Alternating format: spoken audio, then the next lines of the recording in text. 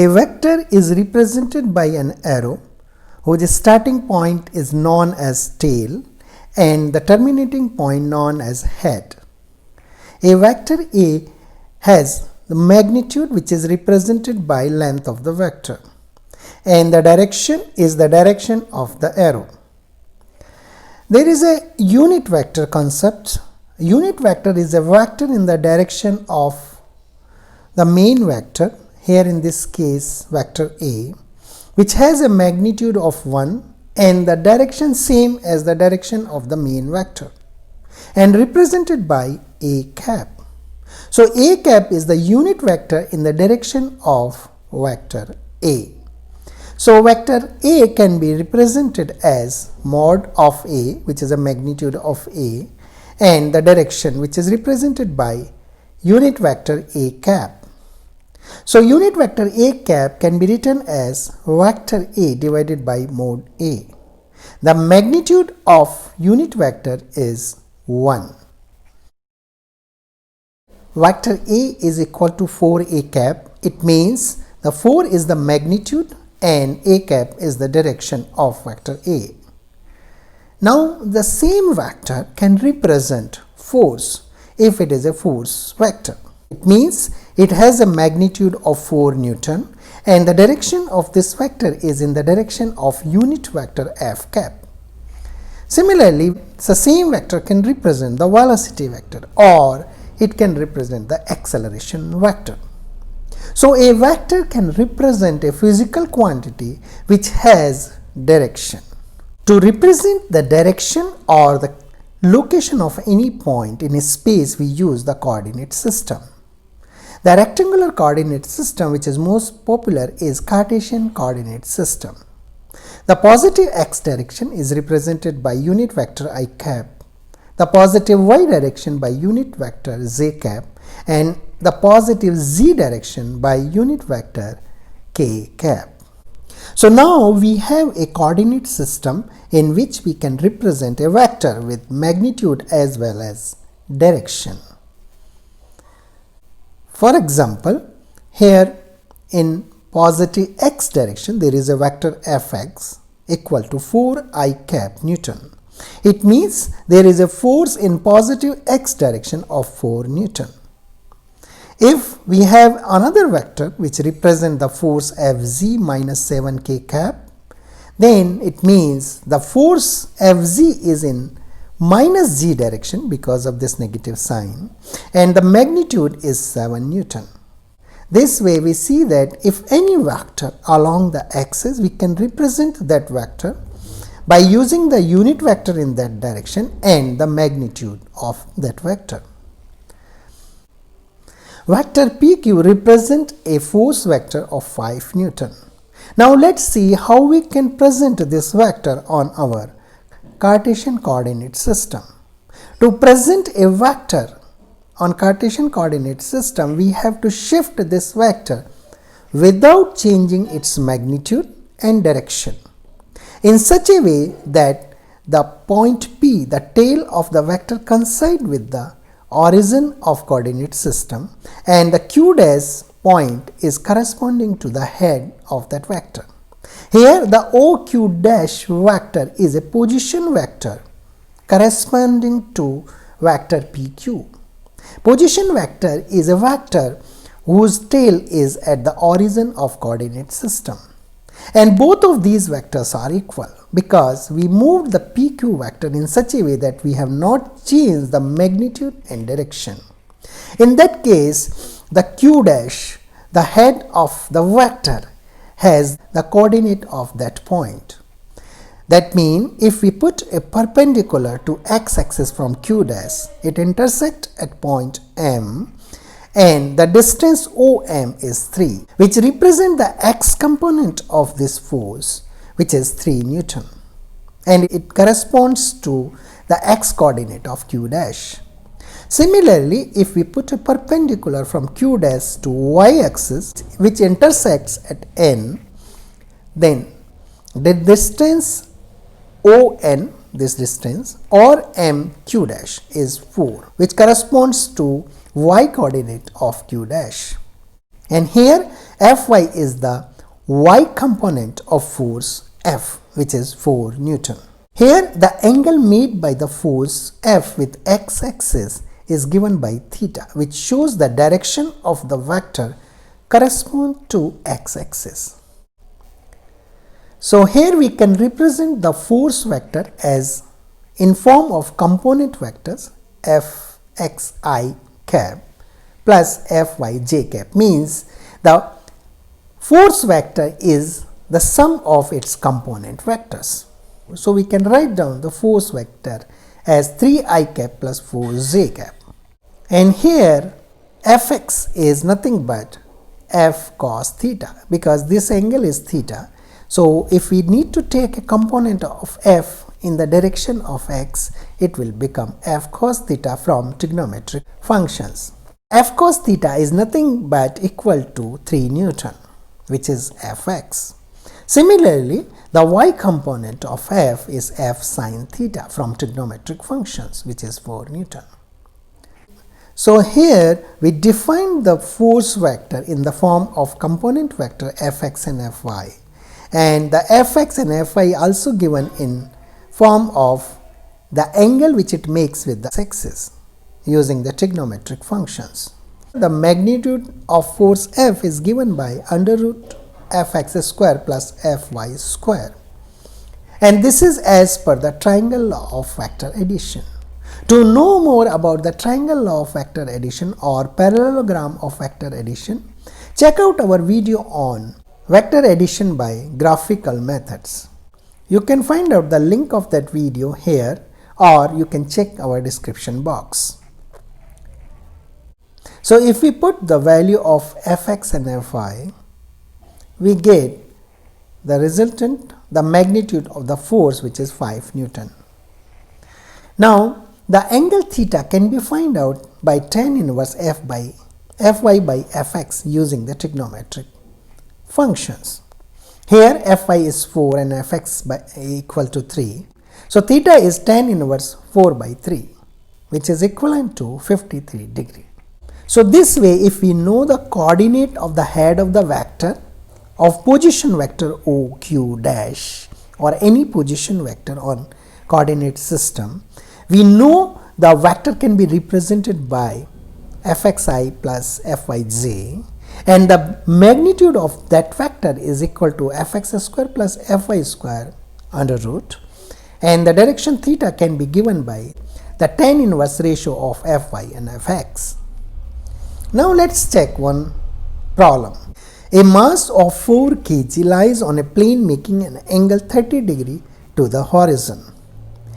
This mass m is 4 kg. Okay. Resolve its weight along and perpendicular to the plane.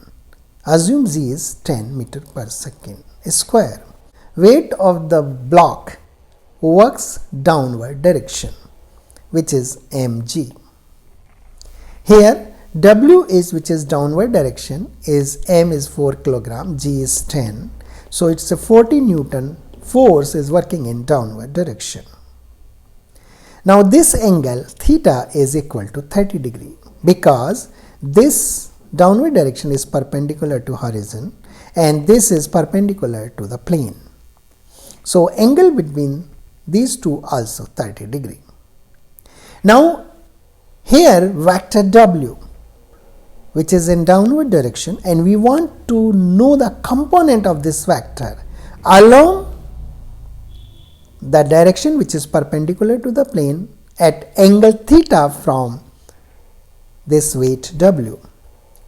So if we have to find out the component of any vector at angle theta, we know that is equal to W cos theta, and this you can say the perpendicular component, which is F or WZ perpendicular. This is equal to 40 cos 30, and cos 30 is root 3 by 2. So this should be multiplied by root 3 by 2, and this become 20 root 3 Newton. Similarly, you can find out the another component which is 90 degree to this component, by using again the resolution of this vector along the direction. So this angle is basically 90 minus theta. So you can say this will become W cos 90 minus theta, or you can say W sin theta. So WZ parallel to the surface this way can be given by W cos 90 minus theta, or you can say W sin theta, right. So this will become 40 into 1 by 2. Sin 30 is 1 by 2. So this become 20 Newton. So this way we can find out the components of a vector in two different perpendicular directions. Vector F represent Rs. R is the tail and S is the head of that vector. The coordinate of R is x1, y1 or 1, 2 in this coordinate system, and the coordinate of S or head of this vector is given by x2, y2, which is 5, 5 in this case. So R has x coordinate 1, S has x coordinate of 5, and the R has y coordinate, which is y1 is equal to 2, and the S has y coordinate, which is y2 equal to 5.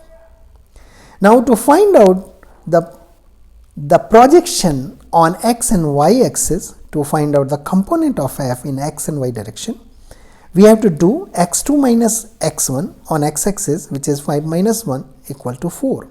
So 4 is the magnitude of component of F in x direction. Similarly, we can find out the component of F in y direction by doing y2 minus y1, and this equal to 3. Now we know x component and y component of force vector F.